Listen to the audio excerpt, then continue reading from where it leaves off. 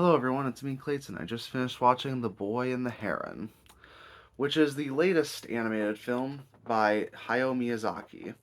Now, for those of you who know Hayao Miyazaki, you know that he's a legendary anime filmmaker, especially with his work in films like Nazca and the Valley of the Wind, Princess Mononoke, and Spirited Away. However, this is a film that not only was in production for several years, but it was also the movie that got Mr. Miyazaki to come out of retirement to make one more film. So, was this worth him trying to continue his legacy after he had long earned his chance at retirement?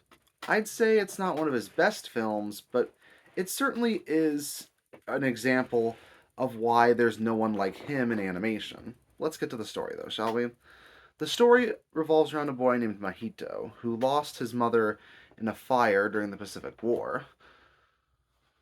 After his father Shoichi marries his his former wife's younger sister named Natsuko and moves into her estate, Mahito finds that there's this weird gray heron that's following him around.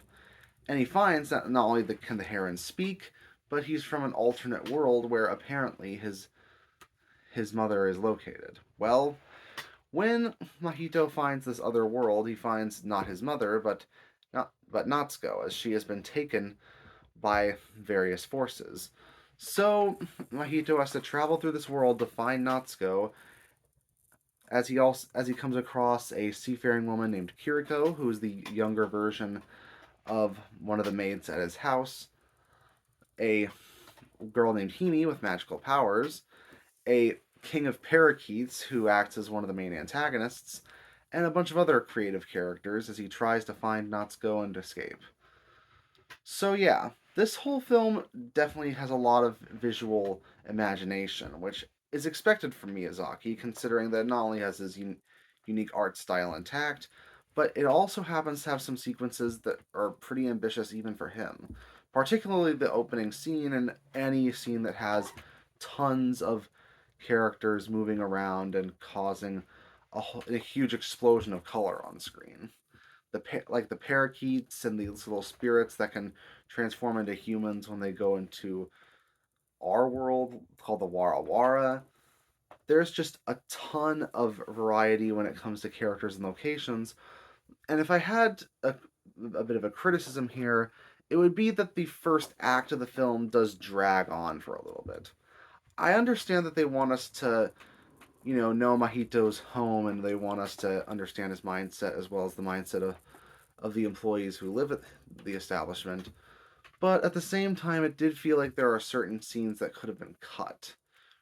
Even though the film's only a little over 2 hours long, I did feel that it could have benefited from a bit of a tighter runtime. That's not to say that the pacing of the whole film has that problem. Once Mahito gets to the other world, the pacing becomes far more far more natural, and it feels like it quickens up just enough to be exciting without feeling the need to be rushed. On top of that, it has Miyazaki's strange fascinations and weird nature to the point where you don't know what's going to happen next and you don't know how the world works, and you're learning about it at the same pace as Mahito does. So that means that the film really happens to capture not only Hayao Miyazaki's imagination, but also his penchant for making stories where you are learning at around the same pace as the characters, especially because the worlds are like nothing you've ever seen before. I would say that the characters from Mononoke and Spirited Away were more interesting, and honestly, their designs benefited the story a bit more.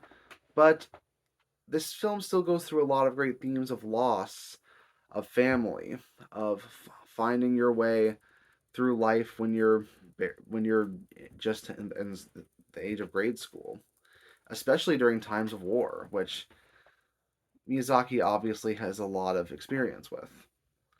So yeah, it's not one of my favorites from Miyazaki, but I can definitely see it gaining a following, and I can definitely see why he got decided to try one more time to show what he can do.